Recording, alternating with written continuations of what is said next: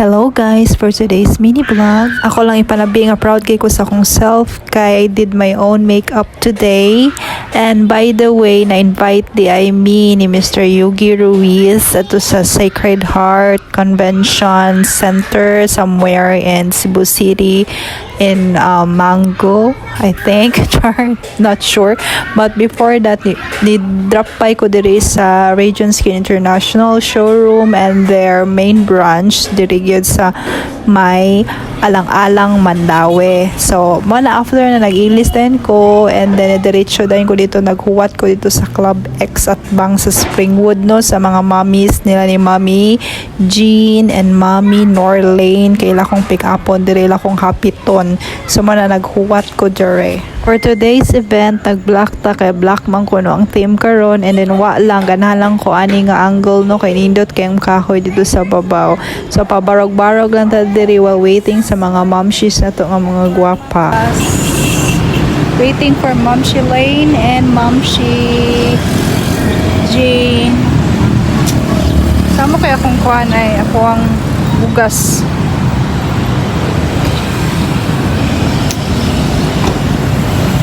Nice kay dire. Under the tree. Diba? So pilay dagan sa storya naabot na mi diri sa Sacred Heart ug mao ni siya mga momshies nga nakatambong. Actually dili may kompleto, and then timing kaayo giandaman jud mi og dinner ni Sir Yugi. So thank you so much Sir Yugi sa mga food nga gi-prepare diri sa Sacred Heart. Mga pangmura siya pang humig yun nga lutong bahay ang style, o diba? Oh, mga mamshiyo na rangkada na. So actually kaning activity, it's a little meet and greet, tapos nag-introduce lang mi sa amo ang self, kung unsa mag-present, and of course ang amas ang mga advokasya. Importante gyud nga mga pasabwag na to mga advokasya, no. Gwapa kay si Mommy Hyacinth, that is Mommy Hanifa, Mommy Norlane, og di may makalimot, no, magpasalamat ni Mommy Jean tungod ani na imbitaran mi ani. So daghang salamat kayo Mommy Jean. So busog sa kay merong gabi una, no, diba? Mo na tong food, mag no rice tadzay kay nag-diet ta ginagmay, bahalag daghan ang atong sudan basta wa ta may rice. Oh, diba? Oh, ana. So actually kani siyang